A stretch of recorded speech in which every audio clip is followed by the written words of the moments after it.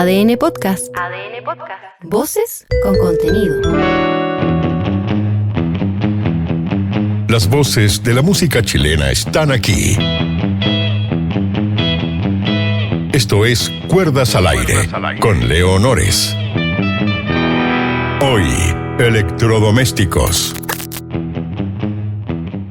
Hola, ¿cómo estás? Bienvenido, bienvenida a una nueva edición de Cuerdas al Aire en esta segunda temporada del podcast de música de ADN, en donde todo suena bien. Hoy estamos con Carlos Cabezas y con Edita Rojas para hablar de 40 años de electrodomésticos y, por supuesto, muchísimo más. ¿Cómo están? Muy bien, gracias. ¿Y tú? Bien, bien, bien. Desafiado, ¿cierto? Estas que de la entrevista desafiante. Ah, Sí. no. No, pero buena la invitación, Leo, buena la invitación. Vamos. Vamos a sacarle trote. Bueno, No pensando... Da poquito, vamos da poquito. Sí, eso da poquito, por favor, elongando primero. Eso. Claro, considerando esos 40 años de carrera, Pues sí, no es poco. respeto, no es poco. por favor. Vamos de a poco. Si podemos hacer quizás un recorrido pensando desde Matucana, pasando por Tongoy, a lo que es hoy en Mil Cabezas, los proyectos, por supuesto, con electrodomésticos. ¿Cómo lo ven? Porque son bandas y momentos que se han ido cruzando entre ustedes constantemente. ¿Cómo ha sido ese proceso y encontrarse hoy en estas fechas? Interesante con pregunta. Pucha, no sé. Ha sido un recorrido bien largo, ¿cierto? Desde que partimos con los electros. Y creo que... O sea, se puede entender como que es un recorrido que ha pasado por muy distintos lugares, que a lo mejor eso no es tan común que suceda, ¿cierto? Pero creo que pues eso tener que ver con cómo partimos, ¿cierto? Y cómo entendimos el trabajo o lo que significaba la música en nuestras vidas. Y soy autodidacta en todo lo que he hecho, ¿cierto? Entonces, el autodidactismo, que es algo que se da mucho en nuestro país, ¿cierto? El chasquillismo también se le conoce. Tiene eso de que como cuando eres autodidacta aprendes en desorden, ¿cierto? Pero aprendes por pura curiosidad, ¿cierto? Entonces te metes en muchos lados distintos y lo que aparece de ahí no tiene una estructura que te encamina así como muy en una dirección muy específica, ¿cachai? Cuando se aprende en términos profesionales, digamos, un oficio, se estudia, la academia, ¿cierto? Te da una legitimidad que es distinta, pero también te estructura de una manera, ¿cierto? Cuando eres autodidacta vienes de otro lado. La academia, como que tú estudias unas estructuras específicas que te muestran, ¿cierto? Un oficio, una manera de desarrollar un oficio. Cuando eres autodidacta aprendís en desorden, con lo que decía recién. Entonces ahí entran aspectos sensoriales e intuitivos mucho más amplios que solamente la música, ¿cierto? Entra todo el contexto social, todo lo que estáis sintiendo en términos sociales, es mucho más que un ejercicio de oficio musical específico, ¿cierto? Uh-huh. Entonces, yo creo que por ahí eso ha hecho de que hayan aparecido tantos espacios tan distintos de trabajo, ¿cierto? El contexto social, ¿cierto? En esos tiempos hacía que todo el mundo se atreviera a hacer de todo, ¿cierto? Sin tener que pasar por esta legitimidad académica, ¿cachai? La primera película con Daniel de la Vega, Daniel está haciendo su primera película y ¿te querías hacer la música de la película? Sí, claro. Así como con una patudez, ¿cierto? No se llega y se hace música de película, ¿cachai? Pero en esos tiempos todo el mundo se atrevía a hacer de todo, ¿no? A la fotografía, el arte, porque como que había un espacio que permitía eso, ¿cierto? Hay un vacío, ¿cierto? Y también había una necesidad de entender de alguna otra manera todo lo que estaba sucediendo, que era muy heavy, muy, en términos de humanidad, ¿cierto? Era algo muy intenso muy deshumano, entonces hay una necesidad de encontrar un espacio propio, una manera de entenderse, de explicarse las cosas. En teatro se hacía mucho eso, Grifero, qué sé yo, Castro, o sea, y en general en todo el trabajo, en todos los ámbitos artísticos, como que se cruzaban las personas en todos lados. Nosotros cuando tocábamos en Matucana, ¿cierto?, trabajábamos con muchos artistas ahí, digamos, que nos ayudaban con la puesta en escena, pero todas estas presentaciones eran como experiencias compartidas en distintos lenguajes artísticos, ¿cierto? Y siempre fue así desde el inicio. Entonces, esto que va a ser el Teatro Municipal tiene mucho que ver con todo eso, como con entender siempre como estas experiencias artísticas que te alimentan y nos ayudan a entendernos de alguna manera, ¿cierto? Que puede ayudarte a darle un rumbo a la vida y no sé, y arrancarse tantas cosas que son inentendibles, ¿cierto? En términos de... O sea, ni hablemos hoy día, lo que está pasando. Se necesita. Es buen momento para componer de repente. Sin irse. Sí, desde ópera, así. Algo bien dramático. Ay, sí. Así que yo creo que por ahí se puede explicar un poco tratando de entender. Y dentro de ese proceso, digamos, autodidacta libre, como de creatividad sin un margen académico, hay un tema, Edita, desde la percusión que es bien interesante en el primer disco, que es enfrentarse a interpretar canciones que estaban hechas con máquina y que a su vez tenían programaciones extrañas, pues en el fondo dentro de esa creación no academicista. Claro. Habían algunos compases que son bien raros, porque uno está acostumbrado a 4/4, en fin, qué sé yo, claro. o el 6/8, que es como bien tradicional acá chileno, pero de repente 7/4 o cambios raros que te obligan a cambiar ese chip o a enfrentarse quizás a la interpretación como un desafío constante, porque está fuera de lo habitual. Claro, sí, o sea, eso era, siento yo, o sea, era maravilloso encontrarse con eso, porque además, como agarrando un poco lo que hablaba Carlos de esta cosa autodidacta y fuera de la academia, yo venía de un lugar súper académico, siempre he estudiado, estudié percusión clásica, entonces yo venía así de esa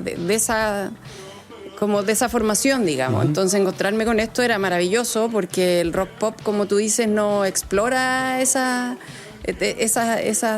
desde la percusión, esas cifras distintas, po. Claro, sí, po. Entonces, claro, estaba ahí, siempre cuento esto de que alguna vez escuché al Cutiaste decir que él, también muy académico, alguna vez vio a los Electro y dijo, o estos saben mucho o no saben nada. Así, una de dos, porque cómo llegaron a deconstruir la cuestión hasta este punto. Entonces, sí, pues yo me encontré con canciones que sonaban como unas bases rítmicas, tenía que llevarlas a la batería y eran como, por ejemplo, Yo la quería, que no tiene el bombo en el tiempo 1, que eso es algo que no... Es como sí, ilegal, pues. Eso no, como que está prohibido, pues. Entonces, y no había bombo en el 1 y me costó caleta descifrarlo, me costó mucho. O, claro, y otras canciones que tienen como otras cifras o que se repiten de formas irregulares, que muy nada que ver con el rock pop tradicional, digamos. Entonces, sí, súper desafiante y bueno, y eso es lo bacán, pues, como que venían de un lugar sin estructura, pues, entonces claro, más intuitivo. Y eso, pucha... Ahora, con esa canción en particular, de varios registros en video, se nota que sí es un desafío, porque tiene el hi-hat constante, el bombo que da como un tempo distinto y de repente tiene esas pasadas por los toms. Claro. Que te obliga a estar ahí todo el rato. Sí, pues como una maquinita. Es como que trato de que esa canción se escuche como que fuera una maquinita tocando, así como... Claro. Sí, como... Ese es el desafío, esa es la figura baterística para mí de esa canción. Y Carlos, cuando la hicieron, estaban como... Soltaron mano nomás en la programación. Es que, claro, pim, o sea... pim. Así hicieron. Claro, o sea, partimos con estas máquinas, ¿cierto?, que nos ayudaban o sea, porque no habían baterías, no habían bateristas, era entonces en el contexto cuando partimos, ¿cierto? Nos ayudó mucho que estaban empezando a aparecer los sintetizadores, estas máquinas que tenían unas sonoridades tan novedosas, ¿cachai? Y por lo tanto te motivaban mucho porque eran sonidos que nunca habían sonado en el planeta. Entonces era, en términos de uno como adolescente,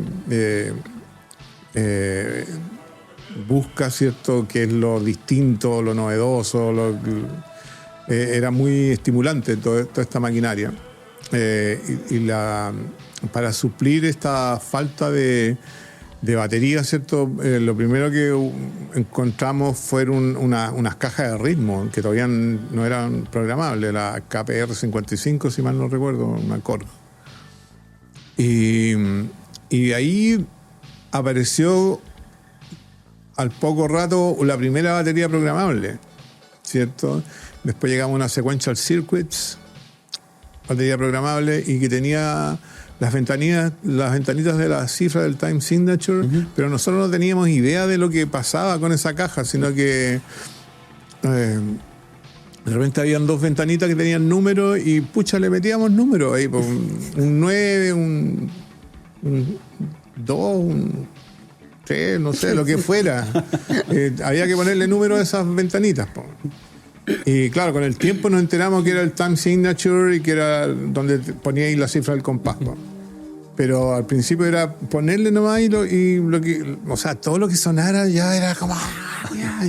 Y entonces el pattern del Yo la quería salió así nomás, y los acordes eran como... poniendo los dedos ahí entre las negras y las blancas y lo que sonara bien, ¿cierto? Un poquito para allá, un poquito para acá, qué sé yo. Y apareciendo solo eso, porque Yo la quería fue la primera canción en que hubo una participación vocal, ¿cierto? Porque las voces en el Viva Chile las hacían los personajes, claro, estos que grabábamos de la radio, eso eran los cantantes, por decirlo. Y con el Yo la quería ahí empezamos o sea, todo el rato vas aprendiendo, entonces vas avanzando un poco y vas jugando, pero todo el rato era como un juego. O sea, yo creo que es una de las cosas que se ha mantenido en el tiempo, ¿cierto? De no perder que la cosa es jugar y divertirse y estar con amigos pasándolo bien, ¿cierto? Y hay como un lenguaje y echar la talla musicalmente con amigos, y como en términos de lenguaje también, como que los sonidos que se provoquen entre ellos, ¿cachai? Es como los textos también, ¿cachai? Que las palabras así como que se provoquen entre ellas, como que sea un juego, ¿cachai? Y como que teniendo como en el centro la música, no un protagonismo de uno, o sea, por eso que siempre ha sido bien intuitiva la manera de componer, no es que se me ocurrió esta idea y... No. O sea, es como buscando las piezas que permitan armar ese puzzle que se va construyendo sobre la marcha, digamos. Claro, o sea, lo que aparece son todas en la composición, ¿cierto? Aparecen todas las inquietudes que tú tienes o todas las experiencias de vidas que has tenido en términos emocionales, sentimientos, de sensaciones humanas, ¿cierto? Colectivas o personales. Pero uno siempre está absorbiendo todo lo que sucede. O sea, parte de ahí yo creo que un poco... como que es algo común en el trabajo artístico, como que uno suele ver ahí que distintos artistas te dicen, puta, yo de chico leía todo, como que tenía unas ganas de absorber todo lo que está sucediendo, ¿cierto? Y eso eventualmente aparece naturalmente en el trabajo artístico. Entonces, como que va ahí instalando un camino musical, una cierta... Cuando partís componiendo, ¿cierto?, una base de algo, unos sonidos, y ahí van apareciendo de a poco todas las cosas que internamente vas absorbiendo y que se cruzan de maneras distintas en cada persona, ¿cierto? Y por eso que eso puede comunicar bien con las personas después también, ¿cachai? Las canciones, pasa eso entretenido que una misma canción se lee de distintas maneras, por distintas personas, porque es muy intuitiva. No es una canción, esta canción habla específicamente de esto, por ejemplo, sino que es más una sensación la canción. Detrás del alma, por ejemplo, tiene muchas lecturas muy distintas de acuerdo a la experiencia de vida que cada persona ha tenido. O sea, entonces, nos gusta eso. A mí, no sé, me gusta que uno no tenga el control sobre lo que está pasando, porque ya toda la lógica uno es súper racional, ¿cierto? Y hay parte del proceso en que se usa la racionalidad cuando ya están dando, cuando ya la canción está armada, yo sé. Pero en términos creativos, creo que es interesante mantener la astucia, la estrategia y toda esa, la inteligencia y todo eso fuera. ¿Cierto? Porque si no, ahí se pone todo predecible y no comunica tan visceralmente como cuando tú mismo te vas a ir sorprendido, porque si tú estás todo el rato con la inteligencia encima, no hay ninguna sorpresa para ti, po. Claro. Entonces la cosa es pasarlo bien, divertirse con eso y que haya esa sorpresa sobre el asombro, sobre lo que está pasando, el juego, o sea, eso nunca hay que perderlo, porque como que culturalmente estamos educados para que jugamos cuando chicos, después nos educamos y de ahí ponemos en práctica el oficio que aprendemos y de ahí se acabó el juego, ¿cierto? Entonces, creo que muchas veces pasa que uno recupera el juego en algún minuto en la vida y ahí se pone todo de nuevo más interesante, no sé. Y el arte en general yo creo que mantiene el juego vivo y entonces ese espíritu de cabro chico que te atreves a hacer de todo, es lo que le da vida te da vida, ¿cachai? Te hace, no sé, mantenerte así como con todos los sentidos súper activos todo el rato. Y dentro de ese proceso hay una cosa que es llamativa, que quizás del Viva Chile a después la nueva canción chilena y todos los discos que siguieron posteriormente, hay la construcción de la canción como tal empieza a ser un poco más tradicional, entre comillas. ¿Cómo fue ese paso? Porque en principio el Viva Chile, claro, era una experimentación abierta y después uno empieza a reconocer canciones con intro, con estrofas, coro, que es como quizás el formato más tradicional del rock, digamos, de otra manera. ¿Cómo fueron pasando a eso, pensando en llevar a ejecución también eso en vivo, de un punto de vista de no perder esa libertad que dices tú? Sí, o sea, yo creo que es un proceso bien natural de aprendizaje, ¿cachai? Porque vais todo el rato aprendiendo, ¿no? Entonces, de a poco, y también, o sea, tiene que ver con todo lo que hayas escuchado en la vida también, ¿cachai? Y uno ha escuchado mucho, sobre todo antes de entrar de lleno en la música, uno escuchó mucho, entonces en eso, en lo que se escucha, ¿cierto?, están todas estas estructuras, pues entonces tú naturalmente, cuando empieza a incorporarse la voz, ¿cierto?, y como el canto, eso naturalmente ordena las estructuras de una manera distinta, que si no hay voz, es todo mucho más libre, pues entonces entonces el canto, como te diría yo, que a lo mejor puede haber contribuido a que se estructuraran un poco más los trabajos, las canciones. Entonces, pero yo creo que se fue dando naturalmente con el aprendizaje que es natural que vaya sucediendo a medida que vas desarrollando, vas adquiriendo herramientas, vas teniendo más control sobre lo que estás haciendo. Y Edita, ¿tú cómo te has enfrentado con ese proceso que es como pasar al terreno en donde uno tiene que elegir esto es lo que necesita la canción, ni más ni menos, y seleccionar también, porque hay un montón de capas que están disponibles o posibilidades rítmicas, considerando este cruce entre la máquina y el humano, que finalmente es como un híbrido que está ahí constante, ¿no? Sí. Es interesante porque igual, claro, no es un trabajo que haga yo sola, igual se hace en conjunto. Por ejemplo, el último disco, como que hicimos todo un trabajo como de diseñar las bases junto con la bajista, las dos solas, nos encerramos. Y después llegó Carlos y ahí como que fuimos limpiando todo. Otras veces ha sido de otra manera, no siempre es así, pero no es un trabajo solo mío. Pero es bien interesante, es súper interesante porque también hay que tratar de siempre mantener una perspectiva como con este espíritu que dice Carlos, de trabajar desde un lugar quizás ya no tan experimental, pero insistir en lo intuitivo más que en lo estratégico, más que en lo... Yo puedo tocar súper bien en 7/8, entonces igual no, ¿cachai? La canción no necesita un 7/8, estamos bien aquí, entonces he aprendido mucho ese trabajo de estar al servicio de la canción, más que la canción al servicio mío o de yo como baterista, digamos, aparecer, estar al servicio de la canción y de la historia que cuente la canción y del espíritu, la sonoridad y todo eso. Me acuerdo, por ejemplo, cuando trabajamos el disco Se caiga el cielo, que lo produjo Christian Heine. Estábamos, no me acuerdo grabando qué canción y hacíamos toma y en una me dijo, necesito que toques como que no supieras tocar. Estás tocando muy académicamente correcta. Entonces, y eso fue súper clave. Y hay gente que le cuento esto y dice, pero ¿cómo? ¡Qué estúpido! Nada que ver. Era precisamente lo que necesitaba la canción, ¿cachai?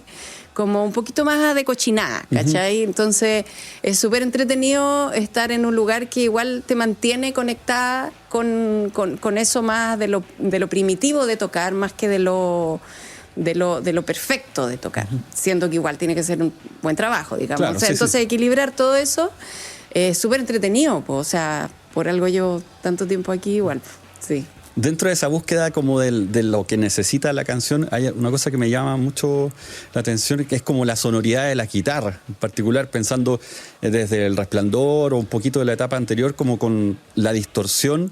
Pero ese es, aparte que sea una Les Paul, digamos, que hay ahí como el humbucker y todo, que tiene como ese peso.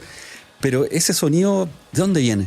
¿Qué ocupáis como un fuzz? ¿Cuerdas más gruesas? Parte del secreto, digamos.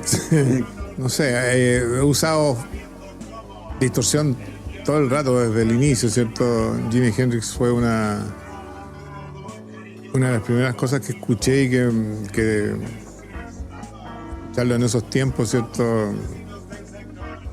Años 70, una cosa así. Te volaba la cabeza porque era el desorden en la guitarra y el sin límite en la guitarra en términos de sonoridad y todo. Entonces, o sea, siempre usé pedales de distorsión de distinto tipo. Algún minuto usé puros pedales, después llegué a pedales como las pedaleras, digamos. Y en términos de cuerda, no sé, 010, lo que he usado siempre. Yo creo que, no sé, el mejor pedal para la guitarra es la canción, al final. Es lo que la canción, probablemente una guitarra a través de los mismos pedales, ¿cierto? Se puede escuchar de distinta manera en distintas canciones, ¿cierto?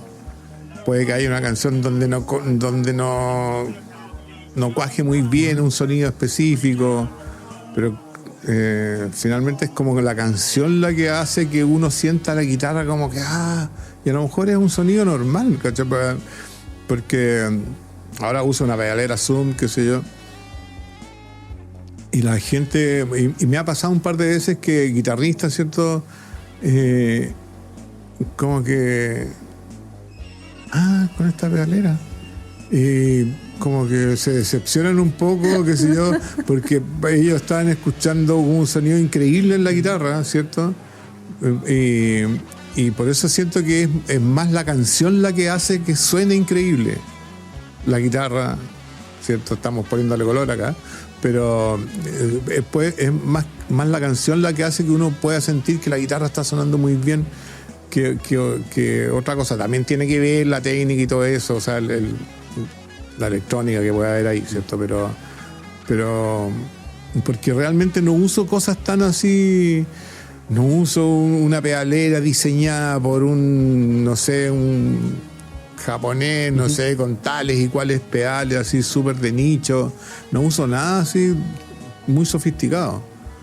Últimamente, como te digo, pasé por un momento en que tenía muchos pedales, pero al final por una cuestión de eficacia y de rapidez, porque en general como que tienes que ver muchas cosas en términos de la producción de escena y del trabajo con el grupo. Entonces, para ser lo más eficiente, como terminé en esta pedalera en que voy a programar, qué sé yo, y al final uso como 3 o 4 presets que los tengo bien programados, qué sé yo, pero no uso nada muy sofisticado. Por eso siento que por ahí puede estar la explicación a que se entienda, a que se sienta de tal manera la guitarra, que suena tan increíble cuando no sé, pues es la música, la canción misma la que pueda contribuir a esa sensación.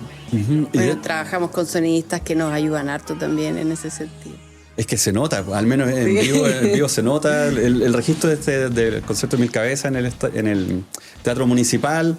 Ahora, claro, en julio también está el lanzamiento del vinilo. Y esa experiencia también es chora, pueden hacer el repaso, no solamente en escena como un repertorio, sino que también es un recorrido tanto de vida como musical y todas las historias que hay detrás de cada uno de esos momentos. Pues. Las que se pueden contar y las que no. Nivel de promiscuidad. Pero dentro de todo eso exceso, que cuando lo miran para atrás, ¿cómo lo ven? ¿Dijo exceso? Dijo exceso, no sé, te estáis tomando exceso. agua, no sé a qué se refiere. In exceso. In exceso. Porque me imagino que es como inevitable pensar de repente hacer esta canción lo lejos que llegó al momento de presentarla con un público amplio, cuando se empieza a cruzar generacionalmente también. Ahí hay como un escenario quizás que esos 40 años de una u otra manera se sienten en las tablas. Sí, o sea, como que lo que hicimos nunca estuvo muy anclado a un estilo específico, que hay muchos estilos que pasaron por etapas de tiempo donde fueron ciertos, no sé, donde se destacaron más. Quizás lo que hicimos, al no estar anclado, ¿cierto?, a eso, a un estilo específico, a un tiempo específico, flota mejor en el tiempo, ¿cierto? Las canciones, o sea, yo la quería en una canción, por ejemplo, que se ha sostenido porque el tema es un tema que sigue, que está cada vez más presente, no sé. Entonces, por ahí creo que puede ser eso, que las canciones se mantienen bien en el tiempo, ¿cierto? Y también, o sea, en el teatro, lo que pasó en el Teatro Municipal, ¿cierto?, tiene mucho que ver con este trabajo colectivo que creo que es bien fundamental destacar, lo que no se nos da tanto acá, ¿cierto? O sea, si nos comparamos con Argentina, en que todos los músicos se cruzan entre ellos y en los recitales todos ahí se juntan, sí, qué sé yo, hay mucho más. Los cumpleaños se celebran mucho, el de Spinetta, el de Charles, claro, y conciertos gigantes. Claro, y todos los músicos ahí comparten, ¿cierto? Y a nosotros nos cuesta un poco más eso, entonces, pero creo que da nuestra historia específica, ¿cierto? Que lo que hablábamos antes del contexto donde partimos, después instalamos este estudio Constantinopla que tenía que ver con eso, con la misma idea de tener una autonomía, tener un lugar propio, de poder desarrollar nuestras cosas. Y Constantinopla fue un espacio donde se produjo mucho eso, porque el Resplandor tiene mucho que ver con eso también, ¿cierto? Trabajaron muchos músicos ahí, el Tilo González, qué sé yo, Pancho, qué sé yo. Entonces, y ahí en esos espacios nos encontramos músicos de muy distintos lenguajes, los Tiros de Gracia, Pose Latina, 100, no sé, muchos grupos trabajaron ahí, pero había algo que estaba antes del estilo, que era como que la experiencia de buscar en la música un sentido a la vida, un poco, para todos nosotros y a todos, bueno, hoy día sigue siendo así, a los músicos nos cuesta mucho, ¿cierto?,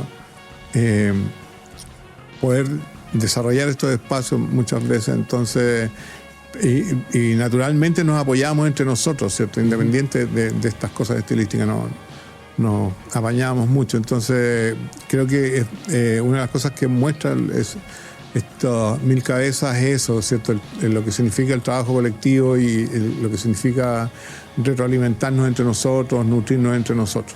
Ujú. Y dentro de esa construcción o cruces de trabajo, inevitable consultarles también respecto como el uso de la inteligencia artificial en la música como una nueva herramienta que de una u otra manera cambia un poquito las reglas del juego y que ofrece también como una posibilidad de desarrollo que es como difícil de ponerle una cota, es decir, hasta dónde cómo podría llegar. ¿Cómo lo ven?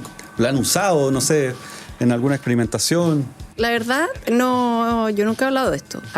Muy bien. No, Ahora como es que cuando. no me ha servido tanto tampoco. O sea, es útil, muy útil, pero no como este miedo de que nos va a quitar el trabajo y ya van a componer puras máquinas y no los seres humanos. No creo. Por ejemplo, cuando uno lee un texto, uno aprende a distinguir cuando fue hecho por inteligencia artificial, como que tiene un sello, una cosa así media séptica, que no sé. Yo encuentro que está bien, no peleo con la inteligencia artificial. No, pero no sé si la he usado Moisés, por ejemplo, cosas así. Sí, es claro, súper sí, práctico. sirve harto para hacer Sí. clases, para separar por pistas las cosas, claro. cosas así. Pero más allá no la he usado, la verdad. He escuchado resultados, pero no como que no sé. No, le tengo miedo. Eso yo creo que puede ser lo... Que la inteligencia artificial trabaja a partir de información, no de sensaciones, no de sentimientos, no de emociones. Entonces nunca va a llegar a desarrollar algo que tenga la emocionalidad, que es lo que aparece en el arte, ¿cierto? Y que es lo que hace que se comunique, que las personas puedan conectar con eso. O sea, que se hagan canciones en forma automática. O sea, se están haciendo hace rato canciones en forma automática. Claro, hay gente que hace porque hay parte de la industria musical que trabaja en eso. La industria musical, ¿cierto? Hay espacios de la industria musical donde se muestra todo lo modelo de negocio que es, ¿cachai? Entonces, cuando agarráis un grupo de cabros y buscáis un grupo de productores y de compositores, y que en algún minuto antes también se hacía, ¿cierto? Y se compone específicamente para, no sé, cómo está, supongo que los K-pop, ese tipo de cosas, es como que buscáis un montón de gente que hacen, así como por manual, lo que tiene que ser un éxito pop, ¿cierto? Y eso se hace rato ya, pues hay gente especializada en construir canciones o grupos de trabajo que pueden hacer eso en términos de producción musical. Por otra parte, también me hace recordar de que, o sea, cuántas veces uno escuchó decir que ya todas las canciones se hicieron. Claro. ¿Cachai?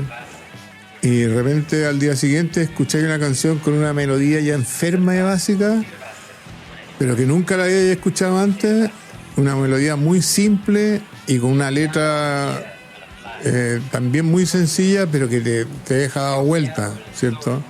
Entonces eso pasa con la música, ¿por cierto? Esto como que técnicamente, a partir de las estadísticas y de las probabilidades que tiene la música en términos de nota, de qué sé yo, de melodía, como que ya está todo hecho, entonces nunca va a haber ninguna sorpresa. Nunca va a suceder, porque siempre va a pasar que va a aparecer algo por ahí, alguien va a llegar con una canción así. ¿Cuántas veces uno escucha esta como que hubiera escuchado antes esto, no? Y es una canción nueva y que te deja loco desde una sencillez y una simpleza, no de una cosa así como rebuscada ni nada. Y eso es lo que tiene el arte, la música, dentro de eso, que es capaz de... Y eso es porque hay sensaciones, hay emociones detrás de eso, ¿cachai? Y eso es lo que hace que se conecte y se entienda y se sienta de una manera distinta una canción que apareció así de la nada, como contraria a toda esta idea de que está todo hecho y que... ¿no? Bueno, ahora en julio está este concierto finalmente, digamos, con el lanzamiento del vinilo, de lo que pasó en el Teatro Municipal, pero estaba pensando el próximo año, ¿no es el aniversario del Resplandor también? ¿Hay algo ahí en vista? ¿Cuántos años cumple el Resplandor? Del 97. El 97, claro. Son 30 años. 30 años, fíjate. Sí. Como pasa el tiempo. Fíjate. Aurora Resplandor. Sí, ahí hay planes. O sea, toda esta celebración de los 40 años como que activó muchos espacios. O sea, activó la Banda del Dolor, ¿cierto? La Cordillera también, que pudo tener un espacio más visible. Y bueno, ahí con los Electros estábamos con cierto material ahí dando vuelta, con ganas de grabar también, pero ahora estamos intentando darle más espacio a la Banda del Dolor en este primer semestre para grabar algunas canciones que están ahí medias pendientes, y dentro de eso la Banda del Dolor, el Resplandor está dentro de la Banda del Dolor, entonces probablemente vamos a, ya que lo pasamos tan bien con esta celebración, vamos a hacer alguna cosa ahí. Vamos a seguir celebrando. Vamos a seguir celebrando, sí. Edita, Carlos, muchísimas gracias por la conversación. Gracias a ti, Leo. Gracias a ti, pues, Leo. Muy entretenida la conversación. La hora tiene que ser con guitarra, con batería. Ahí la hacemos. La hacemos todo. Ya, pues muchas gracias, y a ustedes también, por supuesto, de ver este nuevo capítulo de la segunda temporada de Cuerdas al Aire. Hasta la próxima. Chao, chao. Esto fue Cuerdas al Aire, el podcast de música chilena donde todo suena bien. Disponible en adn.cl y plataformas digitales.